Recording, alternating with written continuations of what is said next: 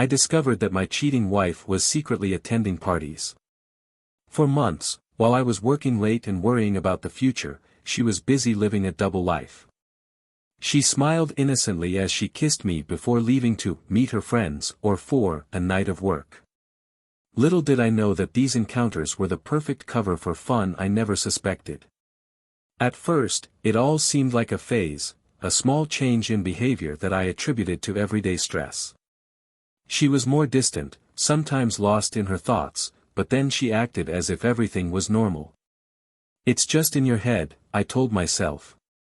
And then, I started to notice small inconsistencies, messages with no clear recipient, perfumes I didn't recognize, more daring clothes appearing in the closet for no apparent reason. And those trips to parties that we never did together. Something was wrong. Slowly, the pieces began to fall into place. The more I observed, the more it all made sense. The excuses she gave had gaps. I'm going to a meeting with colleagues from the office, she would say, but the meetings never seemed to end before midnight. And why did I always need to delete messages from my cell phone? I began to follow her in secret, noticing that, on some nights, she would return home hours later than she said, with a euphoric joy, a sparkle in her eyes that I hadn't seen in years. Not with me, at least. Until, one night, the truth dawned on me like a slap in the face.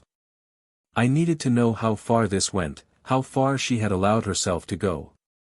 And so, I followed the trail. A forgotten message on her cell phone said, "Looking forward to later." The address was a club in Atlanta. A place I had never heard of, but which seemed to be his favorite hiding place. I followed her that day, my heart beating like never before. I saw her silhouette in the crowd, laughing and dancing with a group of strangers. She was free, living as a single woman, giving herself up at night as if I didn't exist. His expression was ecstatic, and I could hardly believe my eyes. The woman with whom I shared my life, my dreams, was there, completely immersed in a world I was unaware of. And then I knew, I didn't know her anymore. I decided I wouldn't confront him there. I needed to be sure. I needed to know exactly who she was when she wasn't with me. In the days that followed, I hired a private investigator. With each photo, with each detail revealed, my anger and despair grew. She danced with other men, flirted openly, and every smile she gave was a stab in my back. My love turned into silent hate. But the betrayal wasn't just physical. She laughed with them, shared secrets, experienced emotions that were dead with me. And that hurt more than anything else. The worst part was coming home and seeing her act like nothing was happening. His kisses, now, were empty. "How was your day?" she asked, and I wanted to scream that I knew everything, but I stopped myself. The plan was being drawn up in my head. I wanted her to pay for what she was doing. I wanted her to feel the same pain she made me feel. Until, one day, when I thought I had seen enough, that there was no longer any doubt about what she was doing, I prepared my final card. I already knew what she was going to do that night.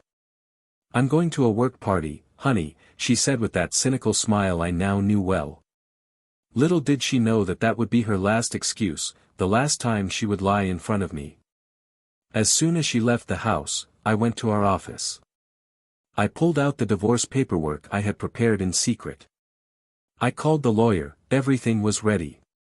When she returned home hours later, completely unprepared for what awaited her, I sat on the couch, waiting like a judge about to hand down the final sentence. When he entered, still smelling like the party, I took the papers out of the briefcase. "I want a divorce." The sentence came out of my mouth in a cold and calculated way. She froze. His eyes searched for any clue that this was a joke. But there was nothing but the raw truth. What are you saying?" she stuttered, still unable to process it. "You know exactly what I'm saying," I replied, showing the photos, the records, everything she thought she had hidden. She broke down, trying to find words to explain the unexplainable, tears flowing as she begged for forgiveness.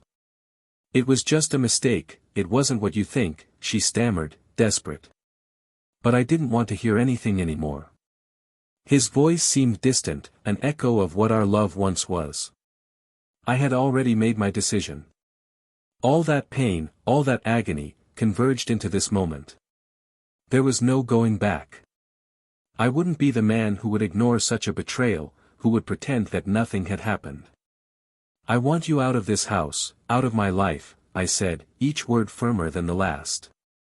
Her plea was just the noise of a love she herself destroyed. However, what she still didn't know was that I had already gone further. I had already transferred all of our assets to an account in my name. She would be left with nothing.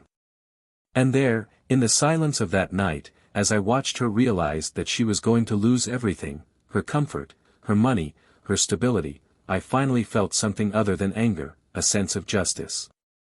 But would she really accept this sentence? Would it be that easy to get rid of a desperate woman, someone who would fight to the end to get back the life she had before? I knew that battle was far from over. And that's where the real story begins. Welcome to the channel where the truth always comes out. Here, we never support any kind of betrayal. On the contrary, our stories are fictional, created to show the devastating impact that disloyalty can have on anyone's life. Prepare yourself to immerse yourself in an intense narrative, full of emotion, where lies have consequences and justice always finds its way. So, take a deep breath, because now you will hear a shocking story that will keep you hooked until the last second. Good story. Atlanta had always been a city full of contrasts for Miguel and Clara. They met during their college days, when they both still dreamed of the future and threw themselves into the possibilities that life presented to them. Clara was a vibrant woman, full of energy and ideas. His presence lit up any room. She had an easy, spontaneous laugh and a personality that enchanted everyone around her. Clara knew what she wanted and didn't hesitate to go after it, and perhaps it was this contagious glow that caught Miguel's attention right away. Miguel, on the other hand, was always more restrained, measuredly ambitious and considered in all his actions. Working as a financial analyst at a large company, his focus has always been on building a stable, safe and comfortable life. His dedication to his work was impeccable, and he was proud of the house they bought together in a quiet, charming neighborhood in the city. If there was something Miguel wanted for his future, it was to live a peaceful life, alongside the woman he loved. Clara seemed to share these desires at first, at least, that's what Miguel believed. The first years of marriage were almost perfect. The relationship between them flowed naturally, and the love they shared seemed unshakable. Romantic dinners, unexpected trips to the coast, and mutual support in all the dreams they both wanted to achieve. Clara supported Miguel on his professional journey, celebrating his achievements, and he encouraged her in her artistic projects, her dance classes and volunteer work in the community. What Miguel loved about her was precisely this thirst for new things, this restlessness in discovering more of the world. But, over the years, some changes began to emerge. The marriage routine, combined with the intense professional lives of both, brought with it the predictability of the days, accumulated tiredness, and a certain emotional distance. Miguel spent more hours at the office, committed to moving up in the company and securing their financial future, while Clara seemed increasingly involved in external activities. There were charity parties, dinners with friends, dance classes at alternative times. She insisted that she needed something that connected her with the live side of life, as she used to say. Miguel, however, began to notice that this need to always be connected to the new was creating a distance between the two. The nights they spent together became rare. If before they shared stories about each other's day, now the conversations were limited to the basics, household issues, bills to pay, the week's commitments. "Are you okay?" he asked. "I'm just tired." "But it's okay," she replied, looking away. Despite this, Miguel never suspected anything. He attributed these changes to the natural wear and tear of time, believing that marriages were made up of phases, ups and downs, and that they would soon return to the same tune as before. When she kissed him in the morning, before leaving for one of her appointments, there was still a sweetness there, a familiarity that reassured him. It was as if, deep down, he knew that Clara loved him. Or at least, I wanted to believe that. Clara, in turn, experienced an internal turmoil that few people could understand. She felt trapped, suffocated by the routine and commitments she had made to herself. The marriage, once light and adventurous, had turned into a silent weight. The security and stability that Miguel offered, once a refuge, now felt like a prison that prevented her from being who she really was. She loved Miguel, but she also loved the freedom, the spontaneity that made her feel alive. And no matter how much she tried to reconcile these two worlds, Clara found herself torn, seeking in external activities the adrenaline that she lacked at home. It was in these activities that Clara found a little of herself again. She danced until her feet hurt, felt the music run through her body and allowed herself to forget about the real world, her commitments, the responsibilities she had as a wife and partner. The charity parties became an escape valve, where she could dance, laugh and forget, even if it was for a few hours, what she was leaving behind. Clara always returned home before Miguel noticed, always trying to adjust the double life that, deep down, she knew she was building. Miguel was not a man easily shaken. For him, all decisions made were definitive, each step was calculated, each movement had a reason for being. Over time, he had learned to be patient and understanding. If Clara wanted more time for herself, he was willing to give it. "You need to live your passions," he said. But, little by little, he realized that she was more absent than present, and that the complicity from before no longer existed. He felt like a stranger in his own house, but even so, he kept trying. I was sure that the bad phase would pass. For Clara, the feeling of living two lives, one alongside Miguel, the other in search of excitement, began to become a risky game. His thoughts oscillated between remorse and euphoria. Sometimes, when she looked at Miguel, as he hugged her before bed or prepared breakfast, she wondered if she was being unfair, if she shouldn't try to win back what they had. Other times, the desire for novelty, the thirst for something she couldn't name, consumed her. It was a feeling of constant dissatisfaction, as if something essential was missing from him, as if his life was incomplete. It was in one of these moments of doubt that Clara met a new group of friends. People who didn't judge her, who seemed to share the same philosophy of life: live for now, enjoy it while you can. Among them, she felt understood, she felt that she could be herself, without masks, without the need to be the ideal wife. Departures became more frequent, first once a week, then almost every night. There were parties in private clubs, closed events where everyone knew everyone and where the world seemed more permissive. Where everything was possible. Miguel tried not to let his jealousy show. He trusted Clara, or at least he wanted to trust her. She was always sincere, always defended their freedom in the relationship. But there was something that bothered him, something he couldn't define. Maybe it was the way she dressed herself, the dresses that were now shorter, the perfume she had never smelled before. Maybe it was the way she smiled when she looked at her cell phone, as if she was receiving messages she couldn't share. It was a vague feeling, but increasingly present: he was losing Clara.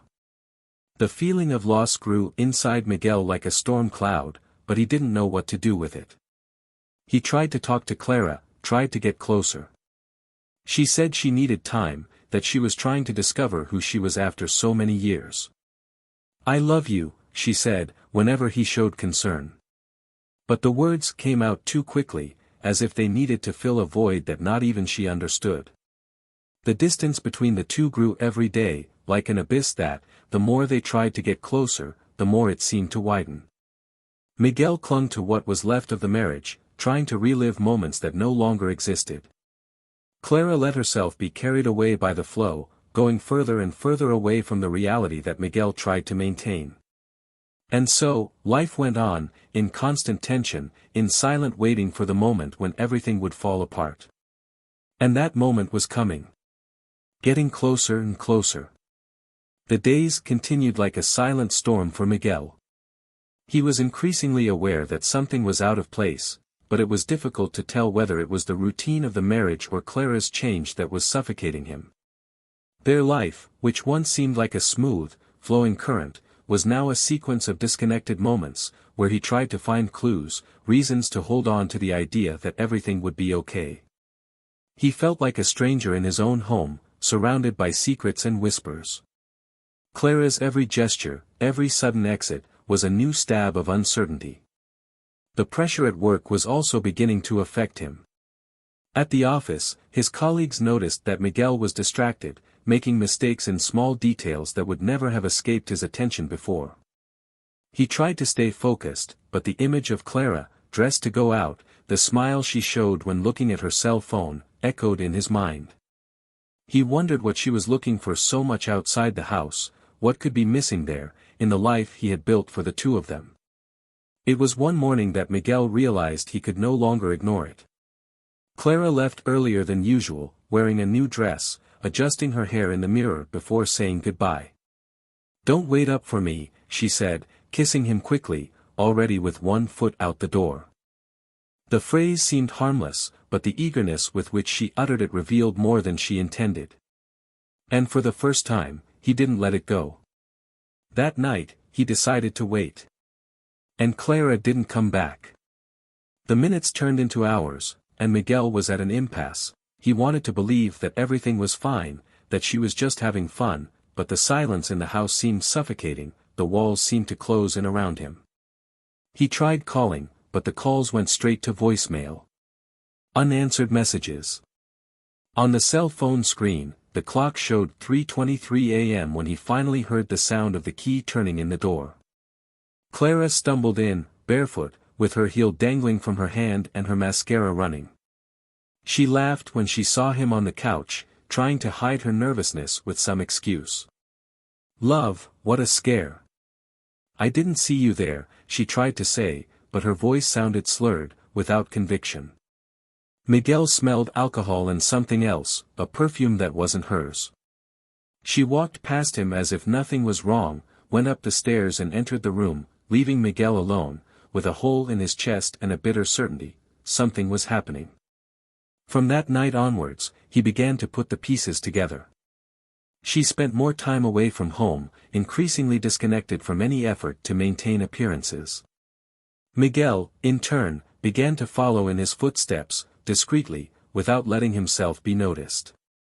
It was easy, Clara no longer worried so much about hiding it. He saw her leave bars, laughing with strangers, in groups he had never met. And she always came home with the same expression, oblivious to him, but clearly full of life. Clara seemed to get lost in a world where Miguel had no place. A month later, Miguel could no longer take the lies. Clara, when going out again for one of her work nights, did not imagine that Miguel would follow her to a club she frequented, a place he had never set foot in. He saw her enter, dressed to impress, smiling and greeting people as if she belonged to that world. He stood outside for a while, trying to decide what to do. The thought of confronting her right there, in front of everyone, filled him with anger, but also with fear. What if it was wrong? What if it wasn't what he thought? Determined to know the truth, he entered. The place was a completely different world from what he was used to. Colorful lights flashing, loud music, laughter and flirting spread everywhere. He searched the room for Clara, his heart in his throat, each beat heavy and painful. Until he saw her. Dancing in the middle of the dance floor, holding on to another man. The bodies close, his hands in places they should never be, while she gave herself up, laughing, without knowing she was being watched. Miguel felt the floor disappear. Anger pulsed through his veins, but at the same time, he felt frozen, unable to move. It was as if he was watching a movie of his own life, unable to intervene. He saw Clara kiss the man, wrap her arms around him as if that were her refuge, and Miguel's pain turned into an open wound. Unable to bear it any longer, he left the club, his stomach churning, his head spinning. The certainty he feared so much was there, clear as day. Clara had betrayed him, and their world, the one he worked so hard to build, was falling apart. He needed to think, needed to decide what to do. And, more than anything, he needed to confront her. That night, Clara returned home as always, full of ready excuses, pretending a naturalness that, now, seemed even more false. But Miguel didn't want to hear anything else. There were no more questions to ask. "I know everything," he said, his voice low but firm, as soon as she closed the door. Clara froze. She tried to deny it, but he cut her off, showing photos and videos he had taken that night, evidence that she could no longer dispute. She tried to explain herself, cried, begged for his forgiveness, but Miguel was unshakable. For the first time, he felt there was no more room for doubt or compromise. "I want a divorce," he declared, and those words echoed in the heavy silence of the house. Clara fell to her knees, desperate, trying to find words that could fix what was broken. But he was not willing to listen. No more. Silence took over the place, while Clara struggled in mute despair, and Miguel, firm, observed like a stranger the woman he once thought he knew. And there, in the midst of pain and betrayal, what Clara didn't know was that the most devastating blow was yet to come. The silence in the house hovered like a dense, suffocating cloud. Clara was sitting on the sofa, breathing heavily, with a pale face and red eyes from crying. Miguel remained standing, motionless, staring at her with a mixture of anger, disappointment and something she couldn't decipher. She had never seen him like that. His eyes, always full of affection, were now like deep wells of hurt. And worst of all, she knew he was determined. Every word he uttered, every gesture he made, were relentless certainties of the end of everything they had built together. "Miguel, please," she begged, the words leaving her mouth like desperate cries. "You need to listen to me, we can work this out." "Resolve?" he replied, his voice low and sharp. "Do you think you have anything to resolve after all?" "I already know the truth, Clara. I know about all the lies, I know about the parties, I know about the other man. I know everything." He threw the photos, videos and messages exchanged on the table. Clara looked away, unable to face the evidence that condemned her. Her stomach was churning, and the feeling that she was going to vomit at any moment was almost unbearable. How could she explain? What could she say that made sense? Her thoughts were confused, but the fear of losing everything, the safety, the comfort, the life she had with Miguel, was what made her fight. "Miguel, I didn't want it to be like this," she sobbed, the tears flowing out of control. "It was a mistake, a mess. I swear it doesn't mean anything. I don't want to lose you." Miguel interrupted her with a firm gesture. "Doesn't it mean anything? Clara, do you think you can go back? Do you think I'll just forget all this? How could I forget that the woman I loved, that I trusted, was out there, betraying me while I fought for us? And worse, lying to my face, pretending everything was fine?"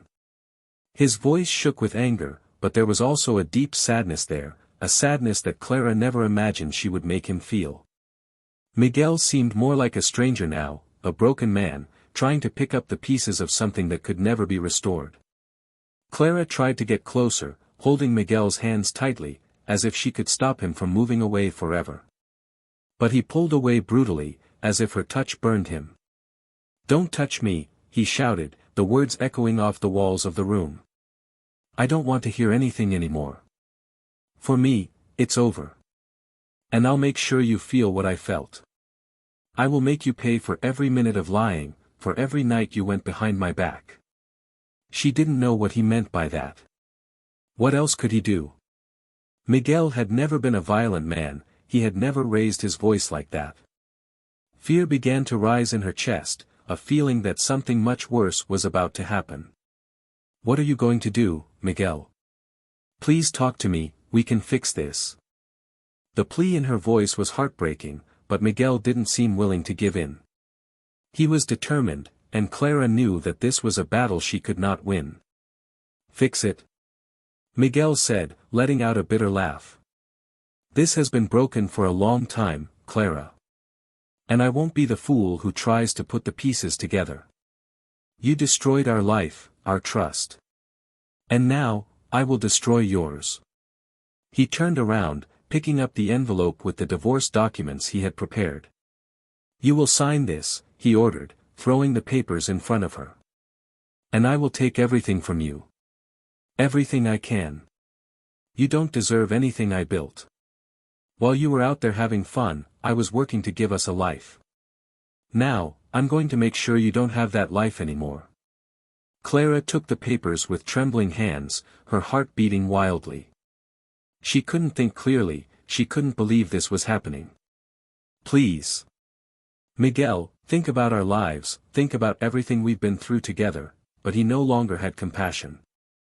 I've thought too much, Clara. Now, it's your turn to think about everything you've done. I will take care of this, in any way necessary. And it was then that Miguel released the truth that Clara could never imagine. A truth that would make her lose her ground, that would make her realize that her betrayal was not just an act of infidelity, it was a fatal blow, from which she would never recover.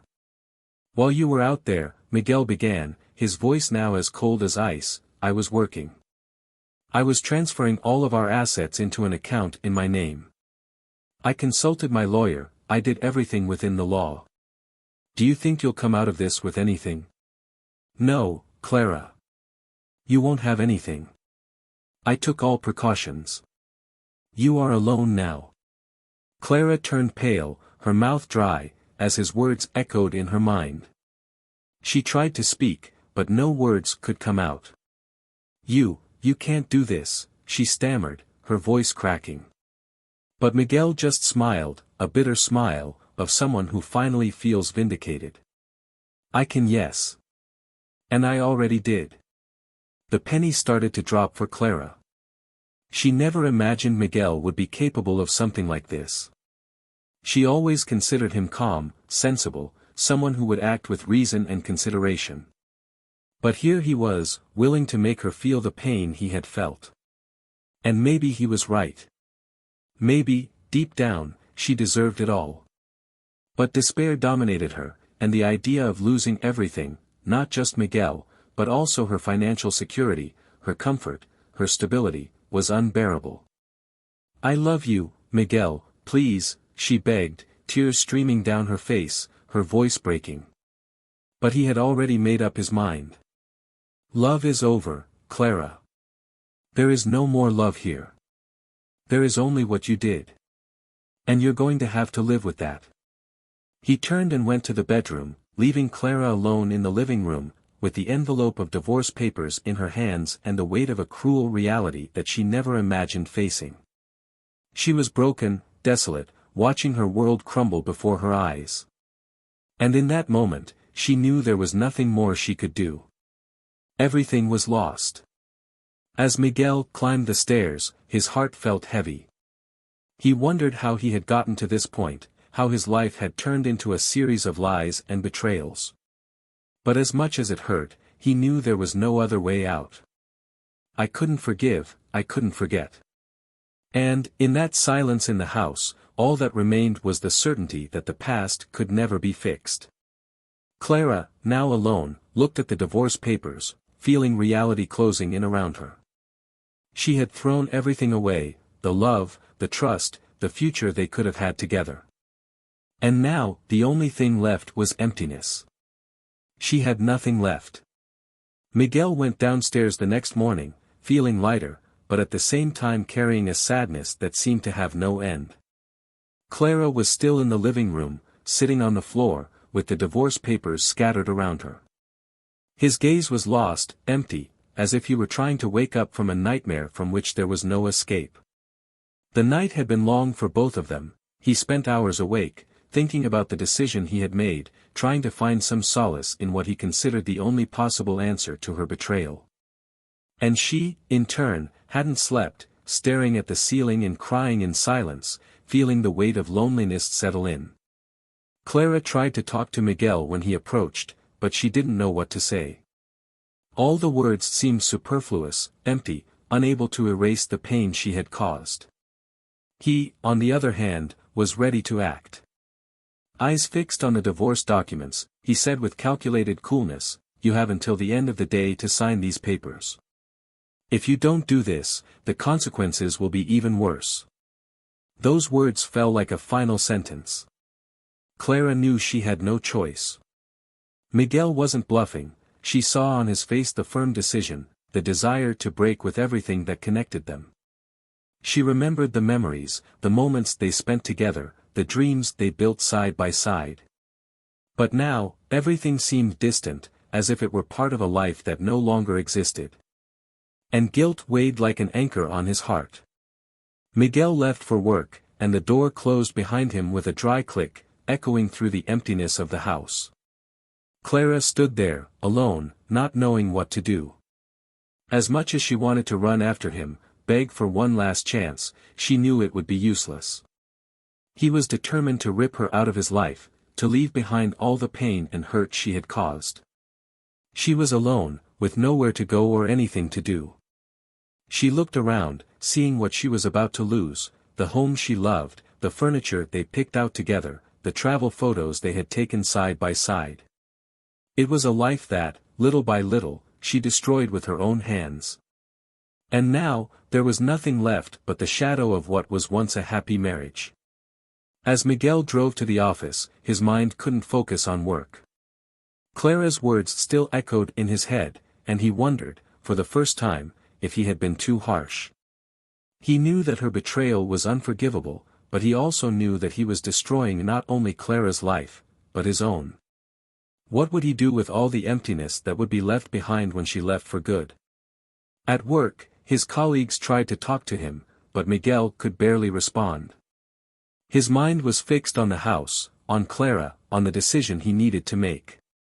In his office, he picked up the phone several times, thinking about calling her, trying to find some way to ease the pain. But every time he thought about it, he remembered the image of her with another man, the hidden parties, the lies told night after night. And the anger came back like a punch in the stomach, reminding him why he was doing this. Clara, meanwhile, was determined to make one last attempt to talk to Miguel. She knew she had lost everything, but she couldn't let it end like that, in such a cruel way, without at least trying to show him that she was sorry. She called him several times, but Miguel didn't answer. She sent messages, wrote long texts asking for forgiveness, begging him to give him one last chance. But he didn't respond. It was as if he had already cut all ties, as if Clara were just a stranger who invaded his life. The hours passed slowly for both of them. Miguel could barely concentrate on anything, and Clara was left pacing the room, reliving every mistake, every lie, every moment she chose to hide the truth. The feeling of regret grew with every second, and she wondered how she got to that point. She knew she had lost Miguel, but losing everything, her home, her comfort, her security, was too much for her to bear. At the end of the day, Miguel returned home, and Clara was waiting for him at the door, her eyes red from crying. She held the divorce papers in one hand, and in the other, a pen. "I'll sign," she said, her voice barely above a whisper. "But please, before that, you need to listen to me. Just once." Miguel looked at her, with a heavy heart. For a moment, he thought about just ignoring it, telling her to sign the papers and get it over with. But something in her expression, perhaps sincere pain, perhaps weariness, made him stop and nod. He needed to hear, needed to know how she felt, even if it was for the last time. "I know there is no excuse for what I did," Clara began, her voice shaking. "I know that I lied to you, that I betrayed you, and that I destroyed our lives. But none of this was due to a lack of love. I have always loved you, Miguel. Always. I got lost. I lost myself in the middle of it all, in my insecurities, in my desire to have more, to live longer. And I didn't know how to tell you that. I made a mistake, I know I made a mistake." Miguel remained silent, his jaw clenched, trying to keep control of the emotions that were bubbling up inside him. He knew he loved her, but the love was already so contaminated by pain and betrayal that it seemed impossible to see a future for the two of them. I know you won't forgive me, Clara continued, wiping away her tears. But I just wanted you to know that. That everything I did was wrong, but I never stopped loving you. And, if I could go back, I would change everything. Miguel shook his head, trying to process her words. It doesn't change what you did, Clara, he replied, his voice firm but with a sadness she could feel from meters away. You destroyed our trust. You chose to leave, you chose to lie. I can't just forget this. I can't. She nodded, knowing he was right. There was no going back, there was no changing the past. Clara looked at the divorce papers in her hands and, with one last sigh, signed the last page. She handed the documents to Miguel, without saying anything else. He picked up the papers, and in that instant, the end finally seemed real. But as the two stared at each other, in silence, there was something neither of them knew. Even if this was the end of everything they shared, what was to come would be a new chance for redemption, or a final ruin, depending on how they faced the situation. Emptiness that remained. The moment of signing the papers was not just an end, it was the beginning of a new story for each of them. A story that was yet to be written. The days that followed after Clara signed the divorce papers were marked by a dense and constant silence.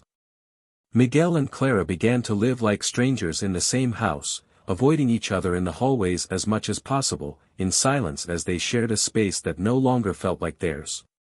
Every look they exchanged was a bitter reminder of what they once had, but was now just ruins. Both were trapped in the void that had settled in their lives, dealing with their own pain, blaming themselves, and not knowing how to start over. Miguel was the first to leave the house. With the divorce in progress, he found a small apartment to stay temporarily.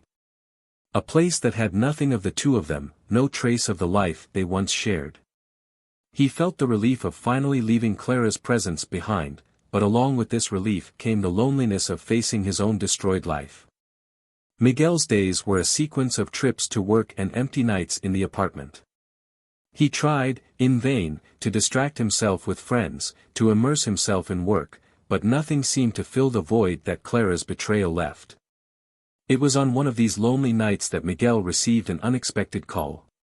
He was a longtime friend, someone who knew the whole story, and who tried, in some way, to bring a little distraction to Miguel's routine. Let's go out today, have a drink, chat, the friend insisted. Miguel was reluctant, but gave in. That night, when he allowed himself to break out of his routine, he finally opened himself up to the possibility of moving forward.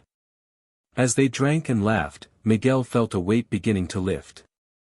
The drink made the words flow more easily, and he unburdened himself, told his story, let the pain come to the surface. At the end of that night, Miguel realized something important. No matter what Clara had done, he needed to free himself from it. Resentment was eating away at his soul, and he couldn't live like that anymore. It was time to let go of the anger, to start over. The next day, he met Clara one last time. She was fragile, haggard, looking smaller than ever. She wasn't the woman he'd met, the woman who had been the love of his life. She was broken, and even though he felt like it was a consequence of what she caused, her pain still affected him. Clara, he said, his voice calm but firm. I forgive you. Not because of what you did, but because I need to move on. We both need it.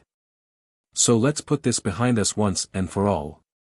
Clara was silent, with tears in her eyes, and just nodded.